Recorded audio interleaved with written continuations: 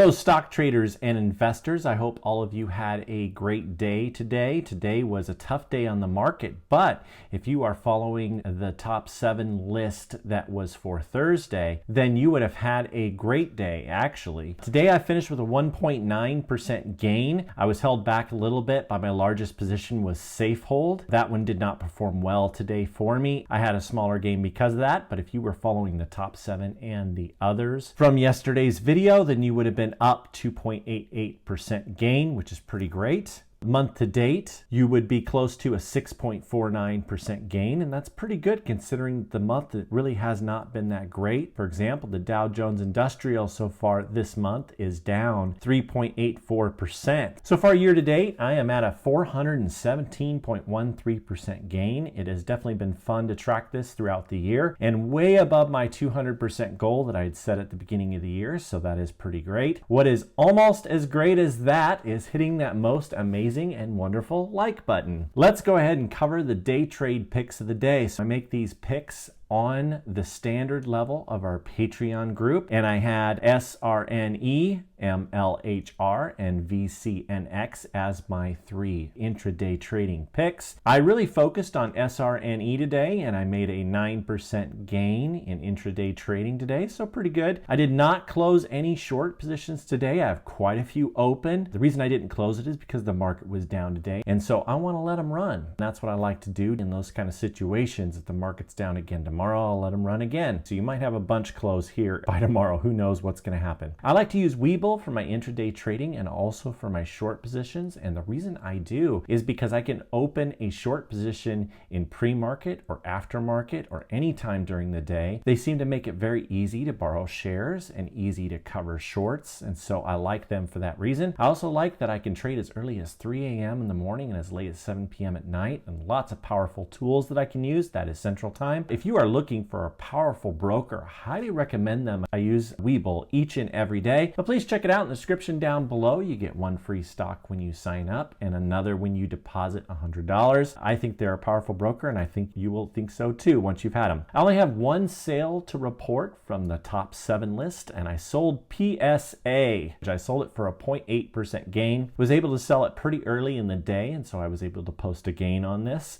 So today, it really stuck out to me how important it is to stick to your strategy. Like for example, my PDUFA run-up strategy, we have been doing AQST for a long time. It had 3 bad days in a row, and it sure would have been easy to sell all the positions and get out of it before the great day that it had today. And so sticking with your strategy is really important. If you have a good strategy that you know works, then play and stay strong. It is so hard to do. It is so hard to do. And I do admit that I sold a little bit of my AQST and I ended up buying some back. And so anyway, overall, I'm excited about how that stock's going to do. And it is just so important when you have a strategy to stay in it. I trust my strategy, and you got to stick in it and stay in it to win it. Let's get to the top 7 because we have so many stocks to cover. Let's start with the others. So the first of the others is brand new to the list. I got a great price on it. Also, I alerted everyone on our Patreon group right away on this. It has climbed so fast, and that is BRY. So it seems every time there's insider activity, the next day, man, it pops big time, or it pops in after hours, and then it pops the next day big, and that's what happened. So BRY, brand new to the list, finished up today, 9.86%. It'll be tough to make money in these levels. It probably will go up a few more percentage points. My average in it's $3.84, and Thomas Gahan strikes back. It's like a bad movie. No, it's a very good movie, because every time that happens, it seems that every time he goes in on insider activity, I tend to make money. So I love that. And it was very bullish activity again. And so as long as Thomas Gahan continues to go in, I'm going to try to enter in on this and follow it. Definitely, it has paid big rewards for me so far. The next is not in the top 7, and this has been a great stock. This would be a great one to get into if you're not already in it, and that is ZSAN. This has just been great. Today it finished up 1.13%, so not huge, but you know, on a down day like today, a stock that finishes up anyway is got a lot of momentum for it, that's for sure. My average in it is $1.33, and analyst targets on this are $3 a share. And they have a PDUFA date coming up on October 20th, but they have lots of catalysts in their pipeline. And so there's a lot of great stuff happening within this company. There's no need to do an offer. They did one just recently and have closed on it, so you don't have to worry about that. So that's out of the way. And so I think it's smooth sailing for ZSAN until the PDUFA date. And I think it's going to be a great stock to get in now. You still have plenty of time to enjoy this run up. I think it'd be really good. The next that's not in the top 7 is TAP, TAP. And this did well today. Today it finished up 1.45%. We added to the list yesterday. I think for Friday it's going to continue to be strong. My average in it's $34.80 and is the Molson Coors Company. And Louis Vuitton bought up shares in open market, and it was a bullish transaction to me, definitely. And so I think that this one has still more upward potential. It is a safer stock, but it's good to have some of these in your portfolio, definitely. All right, now for the top 7. Let's get to it. Number 7, and all of these, it's just so hard to figure out where I'm going to put them. Number 7 pick is FBIO. Today it finished up 1.81%. My average in it's $3.64. Analysts have a target of this stock at $8 a share, so there's plenty of room to run. And why would you care? Well, because they have an October 10th PDUFA date, and that is getting closer. And so this should really start to rise as that goes. And there's other news too. It's not just that. Fortress Bio has a lot going for it. They have an October 10th PDUFA date, and they recently announced a late stage study and other things. There's just so many different things, and I don't have enough time to go through each and every one. But Fortress Bio is a stock that I expect will climb big time in the next coming weeks. Number 6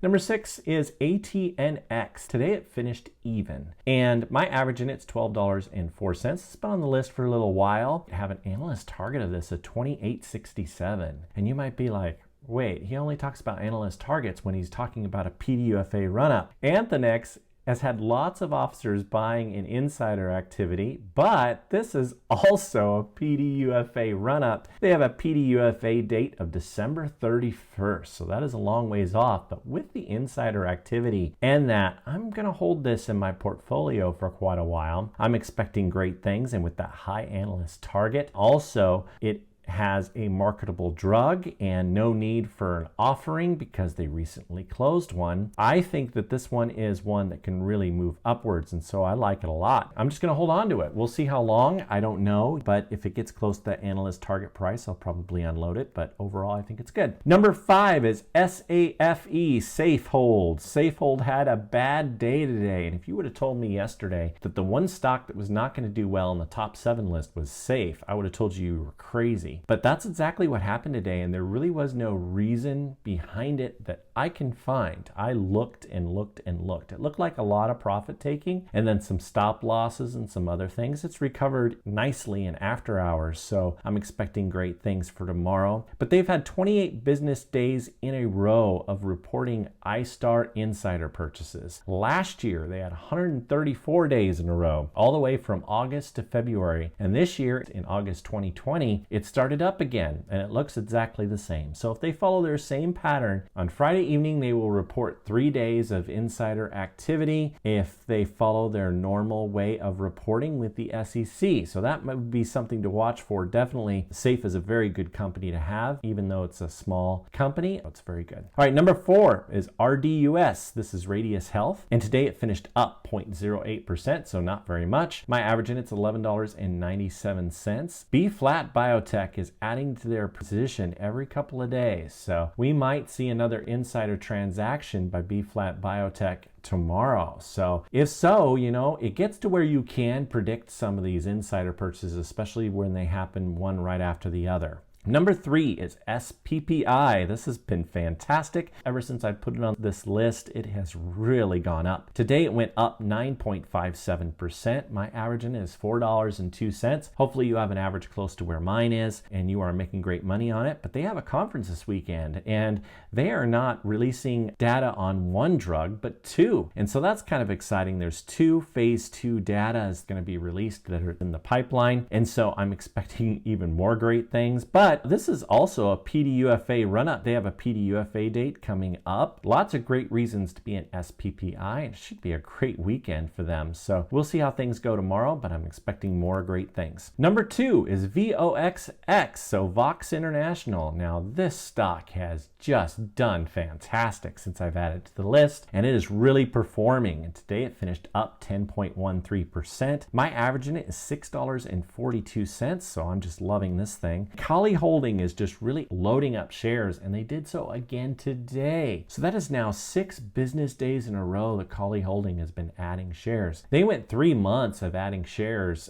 each and every day between March and May of this year, and so it looks like they're just loading up again. Here we go. But anyway, it's just really been fantastic. And I did something a little rash. I'm just going to kind of come clean on this. I bought a call option on Voxx that actually was supposed to expire tomorrow, but today with how it jumped, when I saw I was up over 1,300%, I decided, you know, that's probably good enough. Now, I would never recommend that because it was so close to the expiration date, but man, that was really fantastic. And I'm very excited about Voxx and what's going on with it. And that's just another way that you can kind of take advantage of insider activity, knowing when that activity comes out and when it's significant. And number one is AQST. I brought it back all the way to number 1. Probably shouldn't have taken out a number 1 in the first place, but it had 3 bad days and it was time to put something else there. Anyway, AQST finished up 13.94% today. My average in it's $5.97, and they have an analyst target of $18.67, and they have a PDUFA date that is fast approaching. September 27th PDUFA, and it's for Libervant. That's an epilepsy drug, and if they can make a drug that is safer and more effective than the drugs that are out there, I think this is really important. I really hope that it gets approved. Anyway, it should be really interesting to see what happens. I do a lot of work for this list, so if you could do me a huge favor, if you haven't done so already, if you can hit that most amazing and wonderful like button. Also, if you haven't subscribed before, please subscribe